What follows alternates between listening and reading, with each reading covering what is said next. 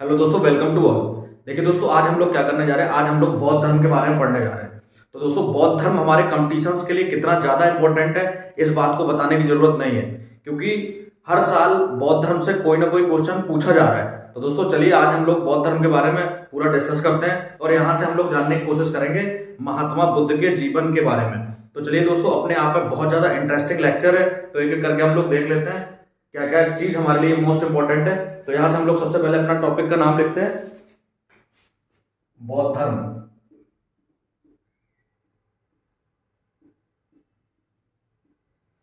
दोस्तों सबसे पहले हम लोग बौद्ध धर्म के बारे में समझते हैं। बौद्ध धर्म के जो प्रवर्तक थे वो कौन थे दोस्तों, यहां से हम लोग लिख लेते हैं। बौद्ध धर्म के जो प्रवर्तक थे वो थे गौतम बुद्ध। गौतम बुद्ध बौद्ध धर्म के प्रवर्तक थे दोस्तों, के प्रवर्तक। इसके बाद दोस्तों इनका एक और नाम मिलता है दोस्तों, इनको बचपन में हम लोग सिद्धार्थ के नाम से जानते थे। तो यहां से हम लोग लिख लेते हैं सिद्धार्थ, बचपन का नाम।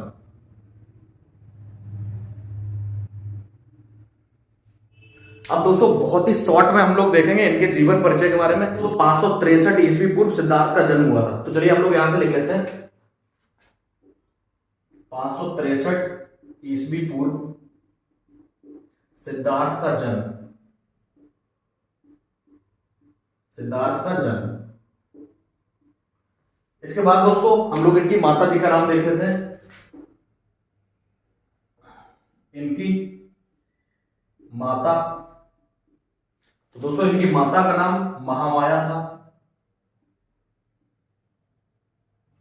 और दोस्तों इनके जन्म से संबंधित एक कहानी है छोटी सी, मैं बताना चाहता हूं।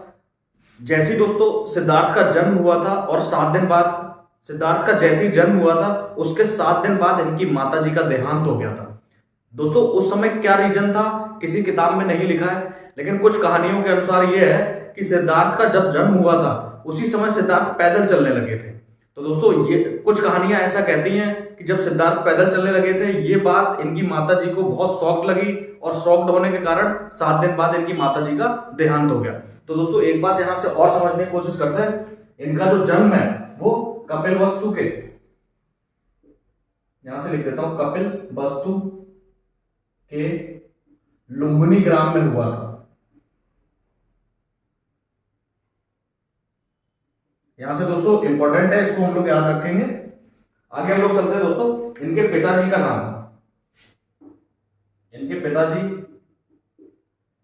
पिता का नाम दोस्तों शुद्धोधन था।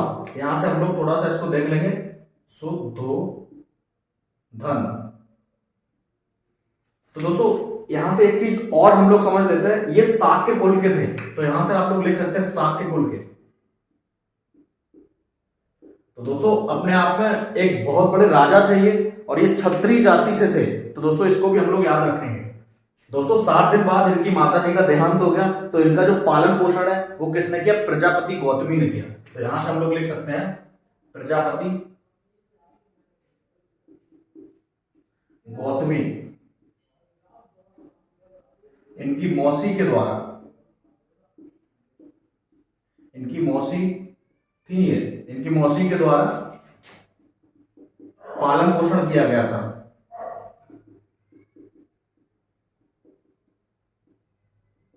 दोस्तों यहां से एक बात समझने की कोशिश करते हैं हम लोग, महामाया की जो सिस्टर थी, महामाया की जो बहन थी, उनका नाम था प्रजापति गौतमी। तो महामाया की मृत्यु के बाद शुद्धोधन ने प्रजापति गौतमी से शादी कर ली, और सिद्धार्थ का जो पालन पोषण है वो प्रजापति गौतमी ने किया था। ये भी दोस्तों एक बार क्वेश्चन पूछा गया था, तो इसको हम लोग याद रखेंगे। दोस्तों यहां से एक छोटी सी कहानी और सुनाना चाहता हूं।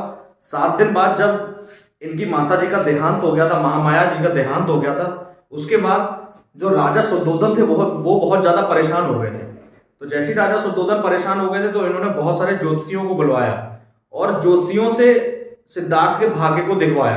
तो दोस्तों वहां जो ज्योतिषी थे उन्होंने यह भविष्यवाणी की कि ये बच्चा आगे चलकर या तो चक्रवर्ती सम्राट बनेगा, या दोस्तों ये बहुत बड़ा भिक्षु बनेगा। इसलिए इन्होंने क्या किया, बहुत बड़े बड़े महल बनाकर दिए सिद्धार्थ को।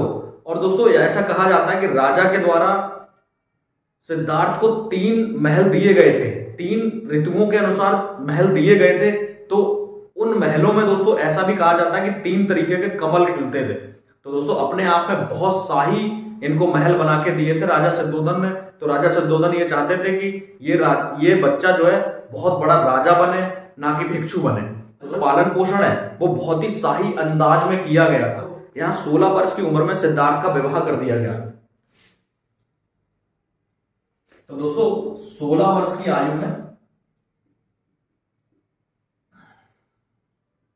16 वर्ष की आयु में यशोधरा से विवाह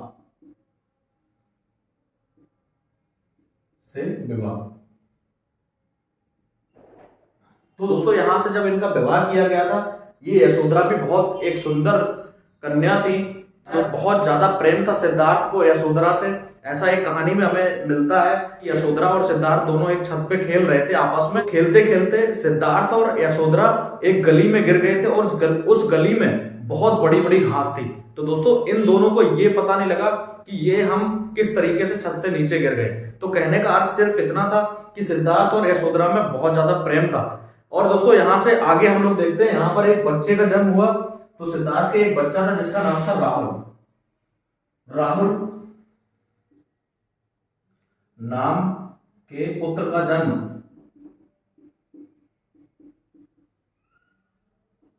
तो यहाँ जो सिद्धार्थ थे इनका एक घोड़ा था जिसका नाम था घोड़ा, और इसको चलाने वाला था इनका सारथी।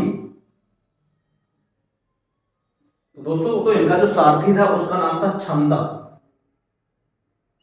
और इनका जो घोड़ा था दोस्तों इसका नाम था गंधक। तो दोस्तों एक बार इनके सारथी का नाम पेपर्स में पूछा गया था, इसको हम लोग याद रखेंगे। तो यार सिद्धार्थ जब बाहर घूमने निकले तो इन्होंने सबसे पहले किसी बूढ़े आदमी को देखा। तो उन्होंने जब अपने सारथी से पूछा कि ये क्या है, तो इनके सारथी ने बोला कि एक दिन बुढ़ापा सब पे आना है, आप पर भी आएगा और हम पर भी आएगा। थोड़ा सा आगे बढ़े, इनको एक बीमार व्यक्ति लेटा हुआ दिखा। उन्होंने पूछा ये क्या है, तो उन्होंने बोला कि भैया जब जीवन है तो बीमारी आएगी जरूर। तो इस ये बातें सिद्धार्थ के मन में बहुत ज्यादा ठेस पहुंचाती रही, उनको बहुत ज्यादा दुख का एहसास होने लगा। दोस्तों जैसे ही थोड़ा सा आगे बढ़े, इन्होंने एक अर्थी को जाते हुए देखा। उसके बाद सिद्धार्थ ने अपने सारथी से पूछा ये क्या है, तो दोस्तों सारथी ने ये बोला कि भैया जो भी इस दुनिया में आया है उसको एक दिन जाना जरूर है, और इसी तरीके से जीवन का अंत होना है। तो दोस्तों इस तरीके की जब घटनाएं देखी गई तो सिद्धार्थ के मन में बहुत ज्यादा दुख हुआ। तो दोस्तों थोड़ा सा आगे बढ़ने के बाद इन्होंने एक सन्यासी को देखा। सन्यासी एक पेड़ के नीचे बैठा हुआ था। सिद्धार्थ ने जब ये देखा कि भाई ये जो व्यक्ति है इसके चेहरे पर बहुत ज्यादा शांति दिख रही है, उस व्यक्ति के आंखें चमक रही थी, चेहरे पे बहुत ज्यादा शांति थी। तो सिद्धार्थ के द्वारा सारथी से पूछा गया कि ये व्यक्ति कौन है।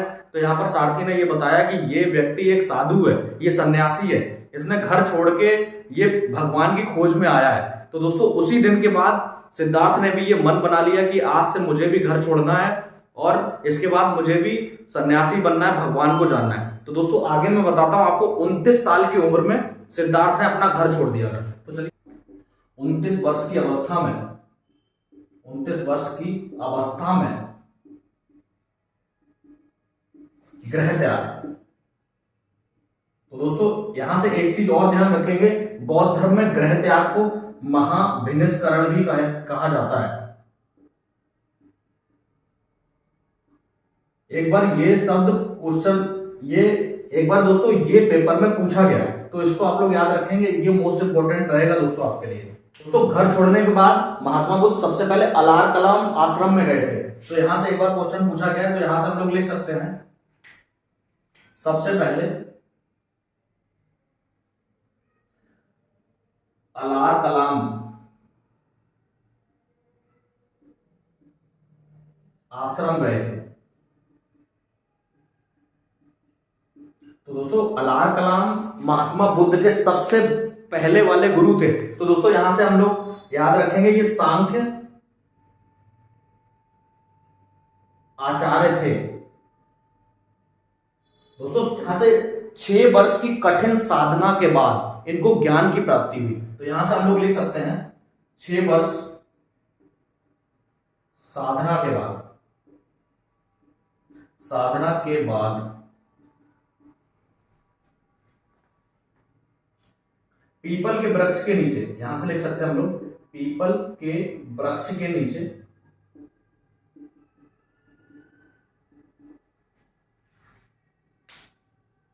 ज्ञान की प्राप्ति।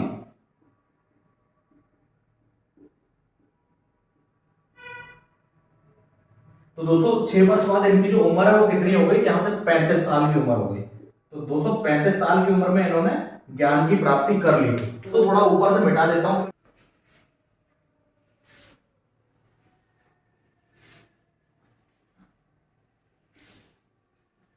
तो दोस्तों जिस दिन इनको ज्ञान की प्राप्ति हुई, इन्हें कुछ और नामों से जाना गया, वो मैं नाम ऊपर लिखने जा रहा हूं दोस्तों। ज्ञान प्राप्ति के बाद, ज्ञान प्राप्ति के बाद इनको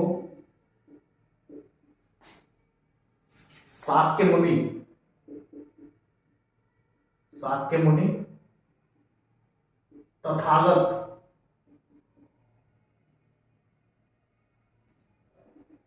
और महात्मा बुद्ध के नाम से जाना गया।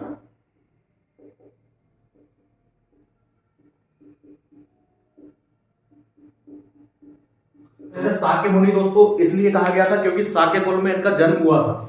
तो दोस्तों इसी तरीके से तथागत, तथागत का मीन्स सत्य का ज्ञान हो जिसको, इसीलिए इनको तथागत कहा गया। और महात्मा बुद्ध, आप जानते हो ज्ञान की प्राप्ति करने वाले को महात्मा बुद्ध कहते हैं। प्राप्ति के बाद इन्होंने बहुत सारे लोगों को दीक्षा देना प्रारंभ किया था। सबसे पहले दो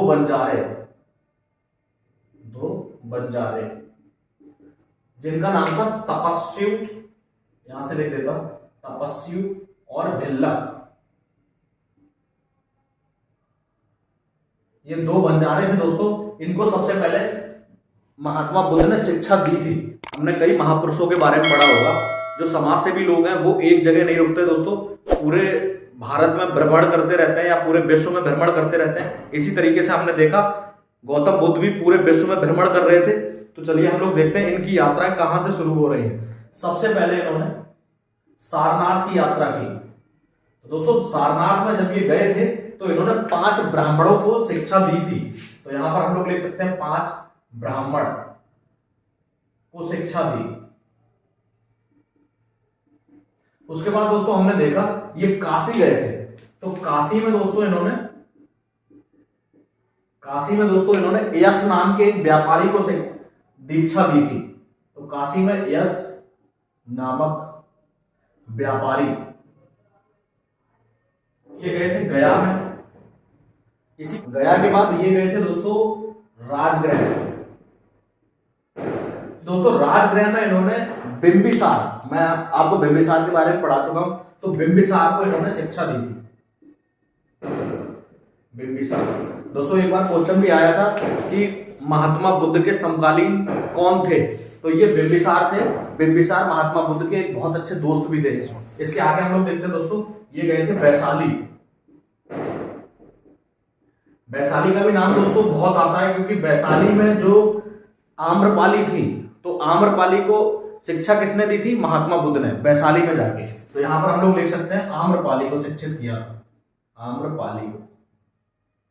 और मोस्ट इंपोर्टेंट कंटेंट है जो मैं यहां से आपको पढ़ा रहा हूं, यहां से क्वेश्चन बन चुके हैं। तो दोस्तों आप लोग अगर 1 से 2 बार वीडियो देखेंगे तो ये क्वेश्चन आसानी से याद हो सकता है। यहां से एक चीज और पूछी जाती है, बुद्ध ने अपने सर्वाधिक उपदेश कहां दिए थे।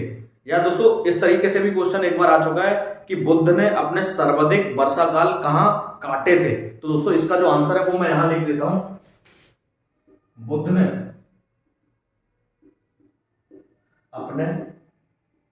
अपना सर्वाधिक समय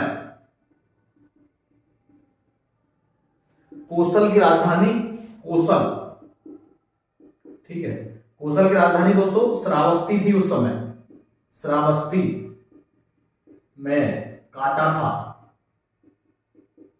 483 ईस्वी पूर्व महात्मा बुद्ध की मृत्यु हो गई थी। तो यहां से हम लोग लिख सकते हैं 483 ईस्वी पूर्व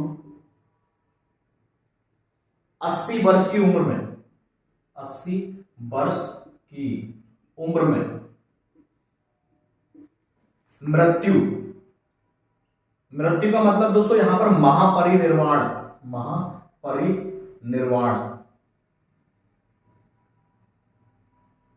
तो दोस्तों इसको आप लोग याद रखें, महापरिनिर्वाण इनको प्राप्त हो गया था दोस्तों 80 वर्ष की उम्र में। इनको जो महापरिनिर्वाण की प्राप्ति हुई थी वो कुशीनगर में हुई थी, कुशीनगर में। तो दोस्तों कुशीनगर जो था उस समय मल्लों के नियंत्रण में था। तो मैंने दोस्तों 16 महाजनपद आपको पढ़ाए हैं। मैंने उसमें बताया था कि 2 महाजनपद ऐसे थे जहां पर गणतंत्र था, एक तो मल्ल और एक बज्जी। तो दोस्तों उस समय कुशीनगर जो था वो मल्लों के नियंत्रण में था, मल्ल। तो मल्ल जो था दोस्तों उस समय 8 शाखाओं में बटा हुआ था। इसकी मल्ल की जो है 8 शाखाएं थी उस समय। तो दोस्तों की अंत्योष्टि हुई, दोस्तों उनके शरीर के जो बचे हुए अवशेष थे उनको लेकर मल्लों ने 8 जगह स्तूप बनाए थे दोस्तों। अब मैं समझाना चाहता हूं कि स्तूप क्या होते हैं। तो दोस्तों थोड़ा सा मैं ऊपर से मिटा रहा हूं।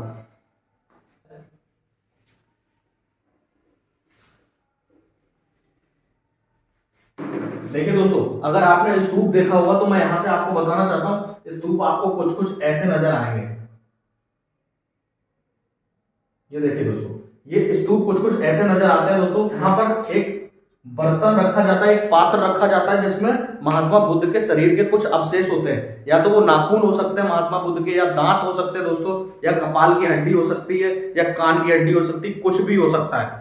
महात्मा बुद्ध के अवशेष होते हैं दोस्तों स्तूप में, इसलिए स्तूप को बहुत ज्यादा पवित्र माना जाता है। दोस्तों हमने देखा होगा स्तूप इस तरीके से गोल गोल बनाया जाता है और इसके चारों तरफ एक मार्ग बनाया जाता है दोस्तों, इस तरीके से मार्ग। तो दोस्तों इस मार्ग पर परिक्रमा की जाती है। तो दोस्तों बौद्ध धर्म में गोल चीजों को बहुत ज्यादा पवित्र माना जाता है। उसका रीजन दोस्तों यही है कि ये लोग बौद्ध धर्म वाले ये मानते हैं कि जीवन एक सीधी रेखा में नहीं चलता है, जीवन जो है वो गोल गोल है। तो दोस्तों इस तरीके की कल्पना की गई है।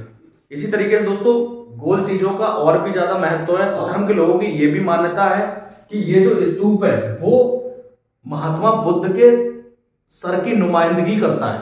तो दोस्तों यहां से इनका मानना है कि अगर हम इसको गोल गोल परिक्रमा करेंगे तो हमारे दिमाग में वृद्धि होगी, हमारी बुद्धि में वृद्धि होगी।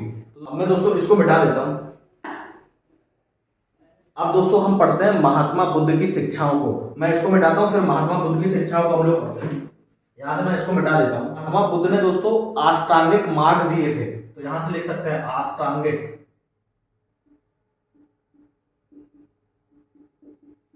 अष्टांगिक मार्ग दोस्तों वो होते हैं, इसमें अष्टांगिक मार्गों में ये बताया गया है दोस्तों कि इच्छा ही मनुष्य के दुख का कारण। अष्टांगिक मार्ग सांसारिक दुखों की मुक्ति हेतु ये महात्मा बुद्ध के द्वारा दिए गए थे दोस्तों।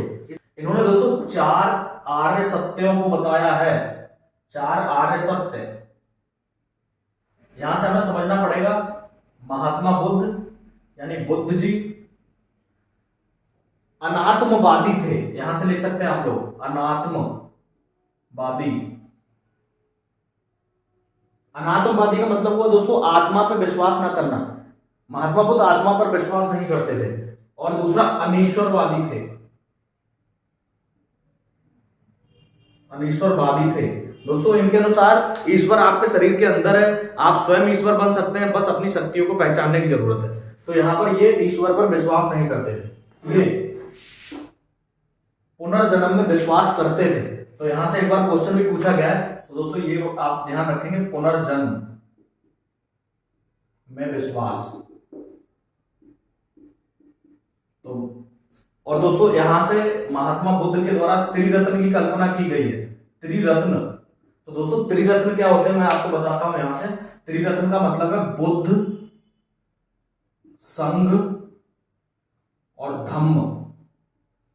दोस्तों धम्म जो है ना वो पाली भाषा का वर्ड है। उस समय पाली भाषा और प्राकृत भाषा चलती थी। तो यहां से धम्म, हम लोग हिंदी में इसको धर्म के नाम से भी जानते हैं। तो यहां पर आपने सुना भी होगा बुद्धम शरणम गच्छामि, संघम शरणम गच्छामि, धम्मम शरणम गच्छामि। अब मैं दोस्तों इसको मिटा देता हूं। उसके बाद हम लोग पढ़ेंगे बौद्ध धर्म को प्रमोट करने के लिए कौन कौन सी बौद्ध संगीतियां आयोजित हुई। तो चलिए हम लोग इसको मिटा देते हैं। तो दोस्तों हम लोग अपना हेडिंग डाल लेते हैं बौद्ध संगीतियां। दोस्तों ये संगीतियां हैं, अगर आप हिंदी में बोलेंगे तो इसको समितियां भी कह सकते हैं। तो चलिए मैं कुछ हेडिंग बना रहा हूं, आप लोग मेरे साथ लिखते जाइए। सबसे पहले यहां पे संगीति लिखेंगे हम लोग दोस्तों, संगीति। उसके बाद हम लोग लिखेंगे दोस्तों वर्ष, उसके बाद हम लोग लिखेंगे यहां पर शासक, उसके बाद हम लोग लिखेंगे अध्यक्ष, उसके बाद लिखेंगे दोस्तों स्थान, इसके बाद हम लोग लिखेंगे कार्य क्या क्या हुए दोस्तों यहां पर कार्य। चलिए हम लोग प्रथम बौद्ध संगीति की बात करते हैं। तो यहां पर प्रथम बौद्ध संगीति, प्रथम 483 ईस्वी पूर्व। यहां पर जो शासक थे दोस्तों वो थे अजात शत्रु। अभी मैं थोड़ा मार्कर चेंज करता हूं, अजात शत्रु। और यहां पर दोस्तों जो अध्यक्ष थे वो थे महाकश्यप, महाकश्यप। जो स्थान था दोस्तों इसका वो था राजगृह।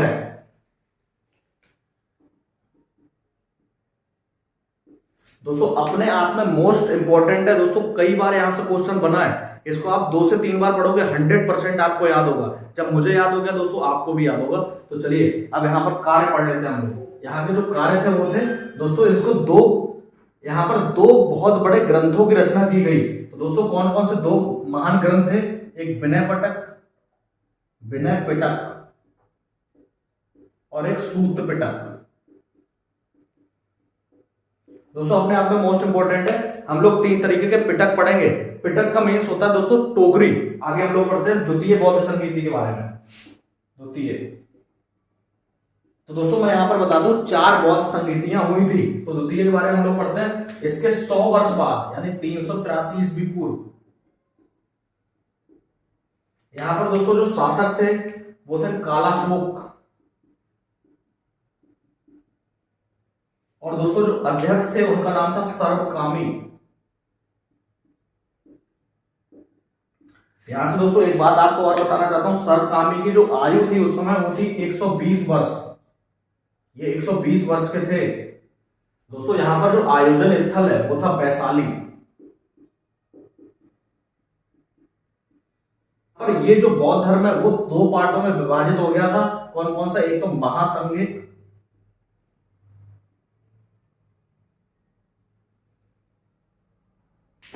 और दूसरा दोस्तों स्थविर। तो बात करते हैं तृतीय बौद्ध संगीति। दोस्तों 251 ईस्वी पूर्व हुई थी ये, 251 ईस्वी पूर्व। दोस्तों इस समय जो शासक था वो था अशोक, और दोस्तों यहां पर जो अध्यक्ष थे वो थे मोगली पोतस्य।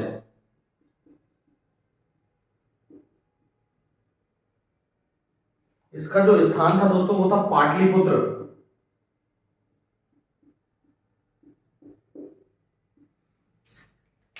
अब दोस्तों यहां पर जो कार्य हुए थे वो हुए थे यहां पर अभिधम्म पिटक, अभिधम्म पिटक की।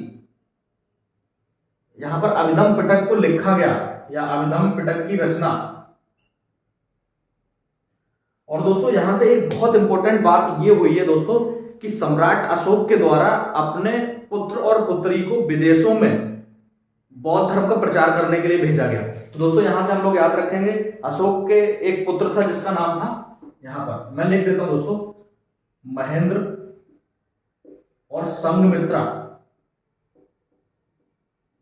को श्रीलंका में बौद्ध प्रचार के लिए भेजा गया। बौद्ध प्रचार के लिए भेजा गया। दोस्तों यहां से ये एक बार क्वेश्चन पूछा भी जा चुका है पेपर्स में। चतुर्थ या चौथी बौद्ध संगीति, चौथी बौद्ध संगीति ये हुई थी दोस्तों प्रथम शताब्दी ईस्वी पूर्व, प्रथम शताब्दी ईस्वी पूर्व। यहां पर दोस्तों जो शासक थे उनका नाम था कनिष्क, और यहां पर जो अध्यक्ष थे दोस्तों उनका नाम था वसुमित्र। वसुमित्र, दोस्तों वसुमित्र अध्यक्ष थे। यहां पर अश्वघोष का भी नाम मिलता है, अश्वघोष उपाध्यक्ष थे दोस्तों, उपाध्यक्ष। दोस्तों स्थान हमारा था कश्मीर। दोस्तों कश्मीर का कुंडल वन, यहां लिख देता हूं कुंडल वन। तो दोस्तों कश्मीर के कुंडल वन में ये बौद्ध संगीति आयोजित हुई थी। और यहाँ जो कार्य हुआ था दोस्तों वो ये हुआ था कि ये बौद्ध धर्म दो पार्टों में डिवाइड हो गया था दोस्तों। वो दो पार्ट कौन कौन से थे यहां से बता देता हूं, हीनयान और महायान। अपने आप में मोस्ट इंपोर्टेंट है दोस्तों, इसको आप लोग याद रखेंगे। एक बार आप लोग इसका स्क्रीनशॉट भी ले सकते हैं। जो चतुर्थ बौद्ध संगीति थी उसका जो जिक्र है वो बहुत सारे राइटर्स ने किया है। तो यहां पर देखते हैं हम लोग चतुर्थ बौद्ध संगीति का वर्णन ह्वेनसांग के द्वारा मिला है। वेंग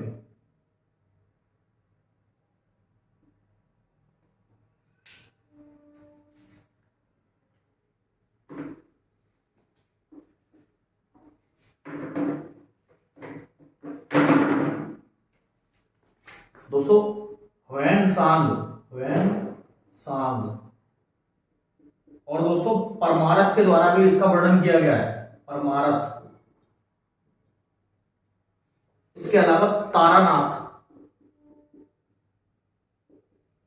तो दोस्तों ये तीन राइटर हैं जिन्होंने चतुर्थ बौद्ध संगीति को अपनी किताबों में लिखा है। इनके अनुसार ये चतुर्थ बौद्ध संगीति कनिष्क के द्वारा कराई गई थी। अपने आप में मोस्ट इंपोर्टेंट है दोस्तों, यहां से एक बार क्वेश्चन पूछा जा चुका है, तो इसको मिटा देता हूं मैं यहां से।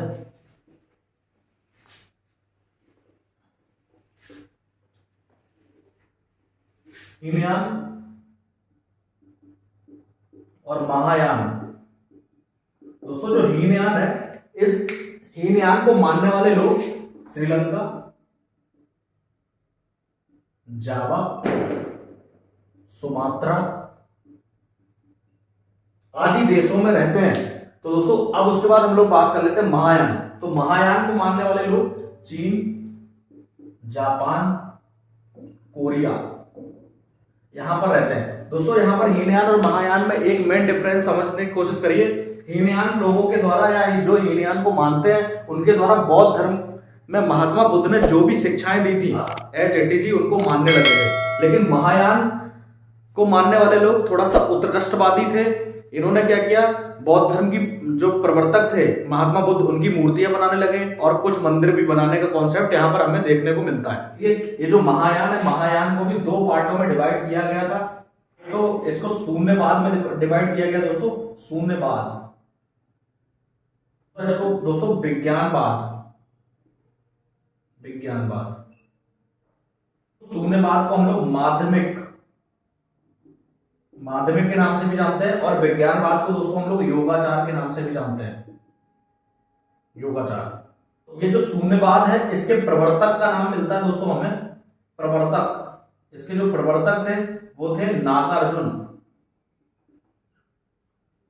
ये भी क्वेश्चन दोस्तों एक बार पूछा गया था, इसलिए मैंने यहां पर इसको डिस्कस कर दिया। इसको मिटा देता हूं दोस्तों।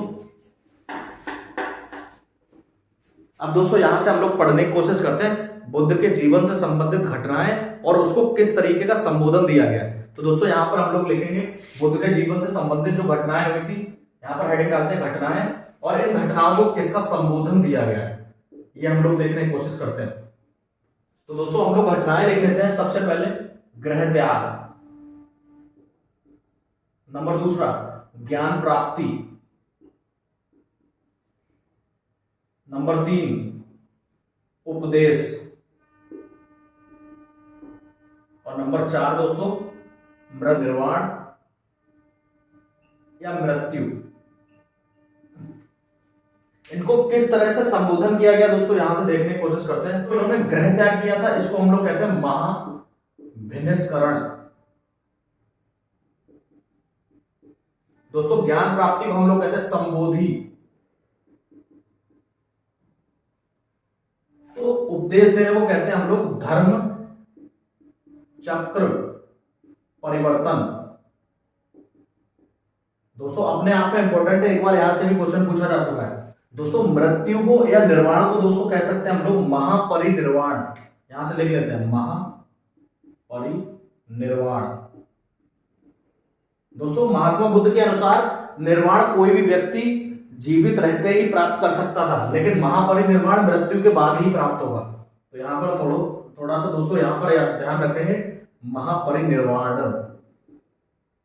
ये देखिए, मैं दोस्तों इसको मिटा देता हूं, यहां से इसको मिटाने की कोशिश करते हैं।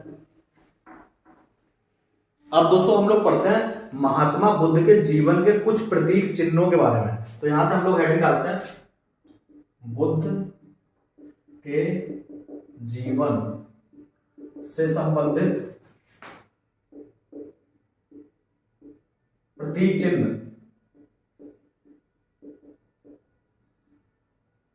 दोस्तों अपने आप में मोस्ट इंपोर्टेंट है। तो यहां से हम लोग देख सकते हैं दोस्तों, पहला हेडिंग हम लोग डाल सकते हैं घटना, और दूसरा हम लोग डाल सकते हैं प्रतीक चिन्ह। ये दोस्तों नंबर 2 गृह त्याग, नंबर 3 ज्ञान, नंबर 4 निर्वाण, नंबर 5 दोस्तों मृत्यु। जन्म का जो प्रतीक चिन्ह है दोस्तों वो है कमल एवं सांड। यहां से हम लोग लिख सकते हैं कमल एवं सांड। दोस्तों यहां से एक बात ध्यान रखेंगे, जब महात्मा बुद्ध का जन्म होने वाला था दोस्तों, तो उनकी माताजी जो थी महामाया, उनको एक सपना आया था। उसमें उन्होंने देखा कि बहुत सारे हाथी, माताजी है महामाया, उनको कुछ कमल के फूल अर्पण करने हैं। तो इनके जन्म का जो प्रतीक चिन्ह है वो कमल को बनाया गया। इसी कारण हम लोग आगे चलते हैं दोस्तों। गृह त्याग, गृह त्याग का जो प्रतीक चिन्ह है वो है घोड़ा। तो दोस्तों घोड़ा अपना एक जगह नहीं रुकता दोस्तों, इसी कारण इनका जो प्रतीक चिन्ह है उसको घोड़े को बनाया गया। ज्ञान का जो प्रतीक चिन्ह है वो है पीपल का पेड़, पीपल। तो दोस्तों इसको बोधि वृक्ष के नाम से भी जानते हैं, बोधि वृक्ष, इसको बोधि वृक्ष के नाम से भी जाना जाता है। अब दोस्तों निर्वाण, निर्वाण को हम लोग दोस्तों किस नाम से जानते हैं? पद चिन्ह, पद चिन्ह। अब आते हैं मृत्यु की तरफ। दोस्तों मृत्यु का जो प्रतीक चिन्ह है वो है स्तूप। तो यहां से हम लोग लिख सकते हैं स्तूप। स्तूप के बारे में मैंने दोस्तों आपको बता दिया कि महात्मा बुद्ध के जो अवशेष थे वो स्तूपों में रखे जाते हैं। बौद्ध धर्म के लोग उनको बहुत ज्यादा पवित्र मानते हैं, वहां पर बैठते हैं, पूजा करते हैं, ध्यान साधना करते हैं। अब दोस्तों यहां से एक मोस्ट इंपोर्टेंट चीज जो मैं बताने जा रहा हूं वो थोड़ा सा इंपॉर्टेंट है, उसको ध्यान से सुनना आप लोग। यहां पर वैशाख पूर्णिमा, मार्कर को चेंज करते हैं दोस्तों, यहां पर ध्यान रखेंगे वैशाख पूर्णिमा। दोस्तों वैशाख पूर्णिमा का महात्मा बुद्ध के जीवन में बहुत ज्यादा इंपॉर्टेंस है, क्योंकि दोस्तों वैशाख पूर्णिमा वाले दिन ही महात्मा बुद्ध का जन्म हुआ था, और वैशाख पूर्णिमा वाले दिन ही इनको ज्ञान की प्राप्ति हुई थी। और दोस्तों वैशाख पूर्णिमा वाले दिन ही इनकी मृत्यु हुई थी। तो दोस्तों वैशाख पूर्णिमा महात्मा बुद्ध के जीवन में बहुत ज्यादा इंपॉर्टेंस रखती है। तो ये तीनों जो घटनाएं थी वो वैशाख पूर्णिमा वाले दिन हुई हैं। आज तक ऐसा किसी भी महापुरुष के साथ नहीं हुआ दोस्तों। तो दोस्तों ये कुछ इंपॉर्टेंट फैक्ट्स थे जो हमने यहां से पढ़े। ये बहुत ही ज्यादा मोस्ट इंपॉर्टेंट लेक्चर है। तो दोस्तों कम से कम 1 से 2 बार इस वीडियो लेक्चर को आप लोग जरूर देखो, क्योंकि कोई भी कंपटीशन देने जा रहे हो आप लोग, यहां से 100% आपको क्वेश्चन मिलेंगे। तो दोस्तों आज के लिए हम लोग अपने लेक्चर को यहीं खत्म करते हैं। तो हम लोग नेक्स्ट टाइम मिलते हैं दोस्तों। चैनल को सब्सक्राइब करिए, वीडियो को लाइक करिए। नेक्स्ट टाइम मिलते हैं दोस्तों। जय हिंद, जय भारत।